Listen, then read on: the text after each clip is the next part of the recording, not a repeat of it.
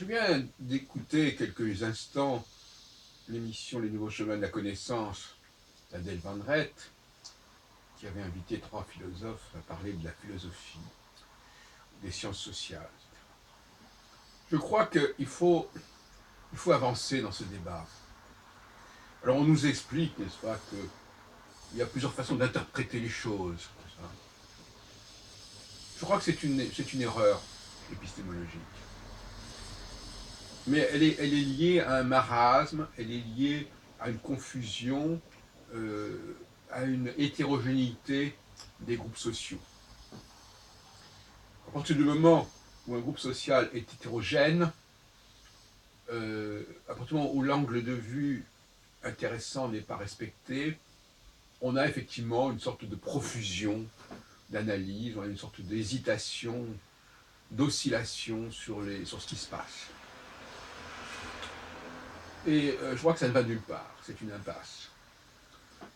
Je pense en revanche qu'il y a un certain nombre de principes méthodologiques quand on aborde les faits qui sont la base même, le fondement même du travail d'analyse des données socio-historiques. Alors, le paradoxe, si vous voulez, qui explique justement l'obstacle épistémologique en question, c'est que c'est un débat que j'avais abordé il y a déjà 50 ans. C'est la problématique entre objectivité et subjectivité. On a tendance à minimiser l'intérêt ou à diaboliser l'intérêt du regard extérieur. Celui qui regarde de l'extérieur, alors est-ce qu'il est subjectif, est-ce qu'il est objectif? Alors là aussi c'est la même question.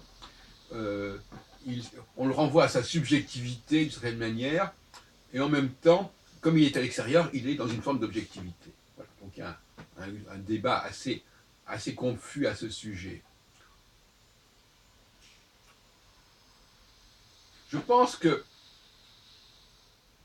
et c'est pour ça que je travaille beaucoup sur la problématique de la fascination et du déni, je pense que le regard extérieur d'un groupe par rapport à un autre groupe, d'un pays par rapport à un autre pays, d'un sexe par rapport à un autre sexe, etc., est tout à fait fondamental.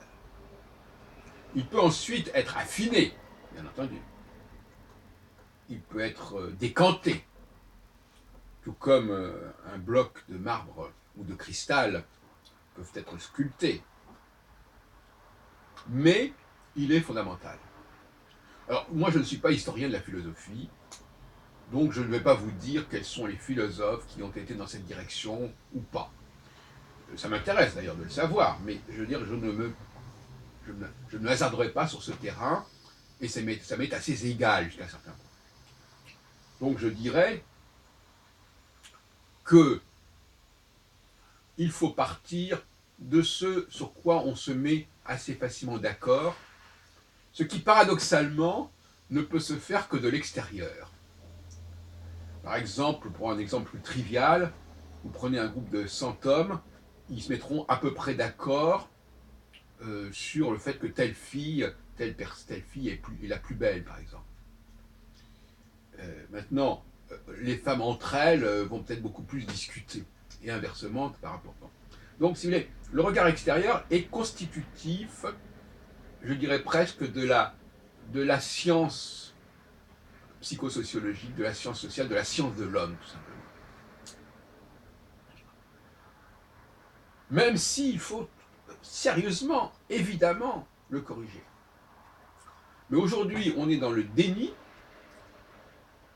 Je demande par exemple souvent aux femmes maintenant, je leur dis, voilà, reconnaissez-vous, sans aucune implication, ne vous cassez pas la tête, on ne parle pas de l'implication sur l'avenir, mais reconnaissez-vous que le passé de l'humanité est fondamentalement constitué par les hommes, en dehors bien entendu de la fameuse question de la mise au monde. Bon, laissons de côté ce problème. Mais si ça leur amuse de leur en parler, alors à ce moment-là, qu'elles disent que c'est leur sujet. Et à ce moment-là, de toute façon, il y aurait une division du travail également, de toute manière. Donc on n'avancerait pas beaucoup là-dessus. Donc, reconnaissez-vous que vous vivez dans un monde forgé par les hommes? Et quand je dis forgé par les hommes, je parle de forgé par une élite masculine. Hein, tous les hommes ne sont pas des génies. Forgé au plus haut niveau, que j'appelle le haut de gamme, le plus haut de gamme, par les hommes. Est-ce que vous le reconnaissez?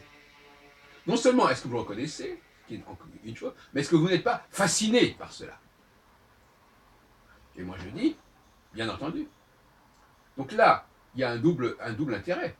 Un, le regard des femmes sur les hommes, pas les hommes d'aujourd'hui, parce qu'il y a toujours des problématiques, il y a toujours des tensions, mais pour les hommes jusqu'au milieu du XXe siècle, par exemple, je ne sais pas.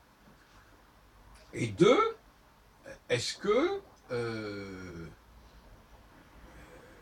vous reconnaissez que cette fascination peut déclencher des phénomènes de mimétisme, de revendication, d'égalité, et le mot égalité ici est carrément mimétique, en fait. Être mimétique, c'est être dans l'égalité à l'apostrophe. Bon. Voilà. Donc il y a deux questions, deux interpellations que je fais aux femmes. L'une, pour qu'elles nous racontent ce qu'est l'humanité masculine, parce qu'elles l'aperçoivent, cette humanité masculine, de manière beaucoup plus tranchée, finalement, même si elles sont dans le déni quelque part, mais dans l'action, on voit bien que c'est cela, elles l'aperçoivent très clairement, cette humanité féminine. Il n'y a pas d'interprétation à donner de tout ça.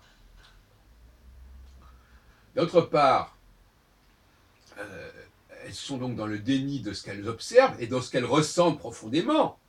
Bon, mais quelque part, elles le savent. Et pourquoi elles le savent? Parce qu'on peut très bien se mettre dans la position extérieure. C'est la qualité, je dirais, du chercheur, de se mettre en position extérieure et dire, voilà, qu'est-ce qu'on observe, tout simplement? Qu'est-ce qu'on constate? Quels sont les faits?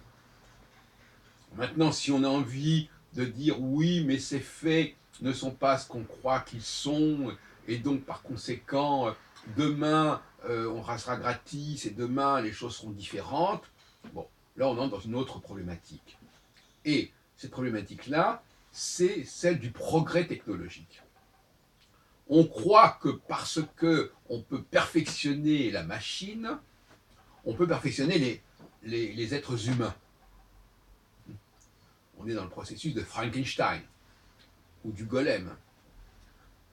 N'est-ce pas? On croit que, voilà, alors sur le modèle, alors là aussi, fascination d'une certaine manière pour le progrès technologique, pour le progrès technique, qui fait que quelque part l'humanité veut se conformer à cette faculté de progrès, non plus. Donc finalement, les femmes sont prises entre deux fascinations. La fascination pour les hommes créateurs et la fascination pour les machines que l'on peut perfectionner indéfiniment. Et donc ces deux fascinations rendent complètement compte d'un certain désarroi et d'un certain nombre de problèmes existentiels, identitaires des femmes, bon, etc., etc. Bon, voyez-vous, donc on peut, alors, inversement, bien entendu, inversement, on peut interroger les hommes et leur demander ce qu'ils pensent des femmes. Oui, bien entendu. On peut interroger les Anglais pour nous dire ce qu'ils pensent de la France. Et de ce côté-là, on aurait la même problématique, à savoir qu'il est évident que les Anglais sont fascinés par la France, le sont depuis des siècles, et ça ne s'est pas arrangé sous la Révolution, parce que sous la Révolution, il y avait aussi ce phénomène de fascination. On peut le voir au niveau des représentations, notamment, quelque chose qui n'est pas très connu, le débat chez les astrologues, qui sont finalement des expressions de l'opinion publique, quelque part, les astrologues de la fin du XVIIIe siècle ou du début du XIXe siècle, qui voyaient dans la découverte de la nouvelle planète Uranus, qui va finir par porter le nom d'Uranus, la planète de la révolution, la planète qui incarne le français finalement, le français imprévisible, le français qui détruit tout, qui met à bas sa monarchie de façon définitive, etc. Et tout ça, ça vient dans la continuité d'une fascination linguistique, culturelle, qui ne s'est jamais démentie sur un millénaire. ça va aussi sur la conquête, évidemment, les invasions anglaises en France, avec la guerre des Cent Ans, etc. C'est pas non plus complètement de la même façon, d'ailleurs, que les Français ont été fascinés par l'Italie, d'où les guerres d'Italie. Les guerres d'Italie, c'est un peu la même chose que les guerres anglaises en France. Hein. Le nord allant toujours vers le sud à un certain niveau. Voilà. Donc, on peut comme ça continuer indéfiniment à établir toute une série de constats qui sont à peu près définitifs, qui sont le fait de la fascination, et cette fascination, elle se formule, elle correspond, la fascination n'est pas forcément une illusion. La fascination, c'est une perception euh, caricaturale peut-être, éventuellement, mais caricaturale, pourquoi pas? La science n'est-elle pas caricaturale d'une certaine façon? Les statistiques ne sont-elles pas caricaturales? Donc, pourquoi pas? Si on n'est pas dans la caricature, on est dans quoi? On est dans le cas particulier. Ça ne relève pas de la science, le cas particulier.